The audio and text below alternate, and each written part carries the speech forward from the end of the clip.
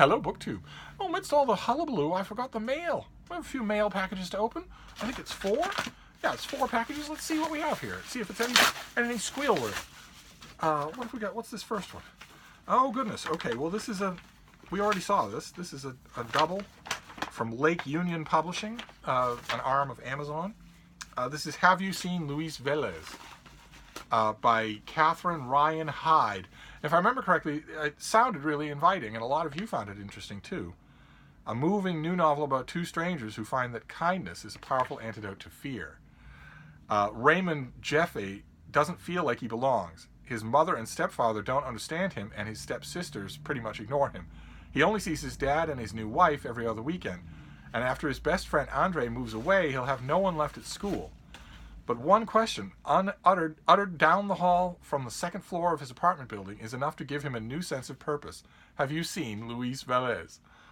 The question comes from Mildred Guterman, 92-year-old resident of Raymond's building, whom he's never met until that moment. He finds it eerie how she is looking toward him, but not actually at him, until he realizes that she is blind.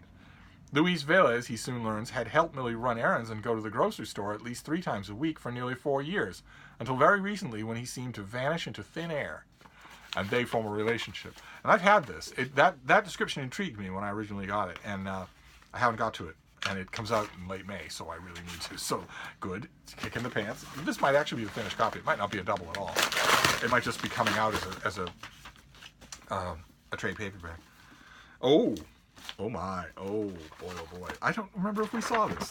This is from the folks at Harper. This comes out in May. Yeah, May 7th, of course, like everything else. And it's by Steve Waldman, who did a great job with Founding Faith. This is another book on religion in colonial times. This is Sacred Liberty, America's long, bloody, and ongoing struggle for religious freedom. Sacred Liberty.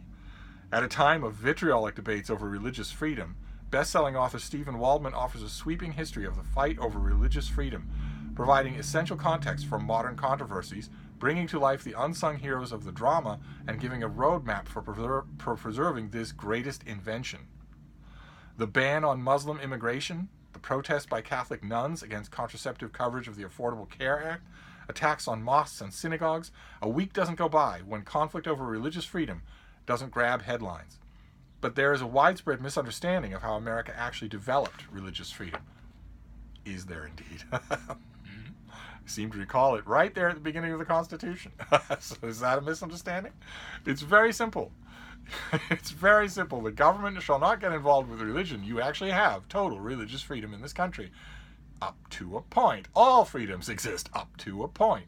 Your religious freedom does not extend to infringing on the civil rights or the criminal rights of other people. You do not have a religious freedom to throw a bomb into a house. You do not have a religious freedom to discriminate against a certain class of people. You don't have your religious freedom to do that. The law doesn't have a religion. You're perfectly free to be as free as you want with your religion, provided it does not conflict with the law. And if you think that it should supersede the protection of the law, you haven't read enough history. You just haven't read enough history. Trust me, even if your religion is the majority in the country where you live, you do not want to live in a country where religion supersedes the law. You do not want that. Trust me. America was that for a long time before it adopted a constitution. New England was that for a long time. You don't want that. Even if you think you do, you don't.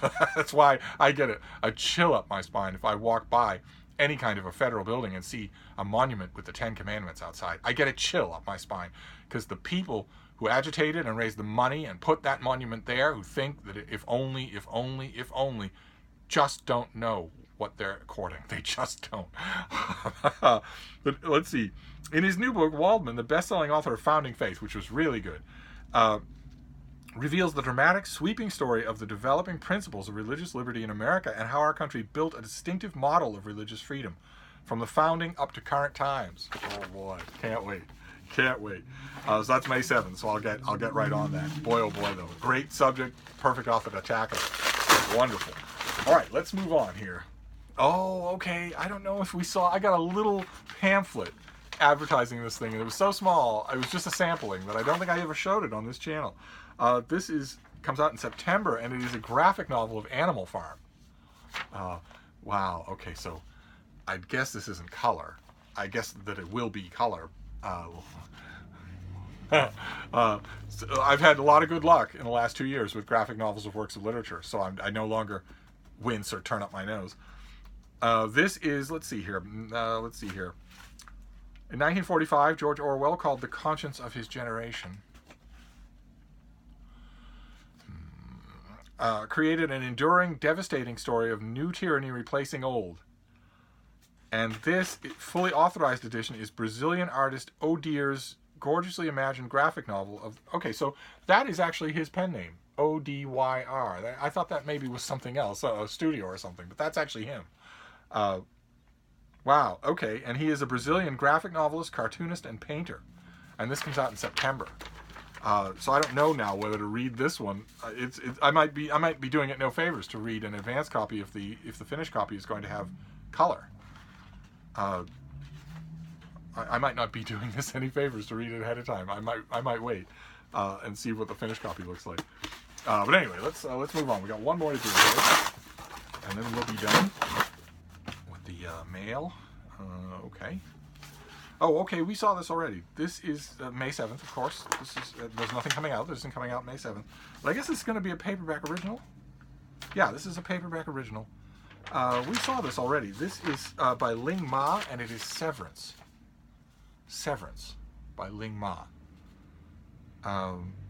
Maybe it's the end of the world, but not for Candace Chen, a millennial first-generation American and office drone meandering her way into adulthood in this offbeat, wryly funny, apocalyptic satire. Okay. And who is Candace Chen, then? She goes to work, troubleshoots the teen-targeted Gemstone Bible, watches movies in a Greenpoint basement with her boyfriend. So she barely notices when a plague of biblical proportions sweeps New York. Then Shen fever spreads. Families flee, companies cease operations, the subways screech to a halt, her bosses enlist her as a part of a dwindling skeleton crew with a big end date payoff. Soon entirely alone, still unfevered, she photographs the eerie, abandoned city as the anonymous blogger NY Ghost. Candace won't be able to make it on her own forever, though. Enter a group of survivors led by the powerful IT tech Bob. They're traveling to a place called The Facility, where Bob promises they will have everything they need to start society anew. But Candace is carrying a secret she knows Bob will exploit. Should she escape from her rescuers? I wonder what her secret is. That she's immune? That she has natural immunity? How would she know that, though? Oh, now I want to read it. May 7th, of course. I'll read it right away. I'll read this today. That sounds fascinating. And I don't remember whether we saw it before. Boy, oh boy, though, I want to jump right into that. That sounds good. All right, so there you go. Typical wild all over the place variety. We have a graphic novel of Animal Farm. We have Severance by Ling Ma. We have Sacred Liberty, a study of America's ongoing concept of freedom of religion. And we have you seen Luis Velez from Lake Union Publishing, a literary fiction arm of Amazon Publishing. So that's a little mail haul, a lot of fun. One of them I want to get to. I will get to Severance right away. That sounds like a lot of fun. But there might be more mail today. This was just the first batch. More might be coming. So if so, you'll be the first to know. Thank you, BookTube.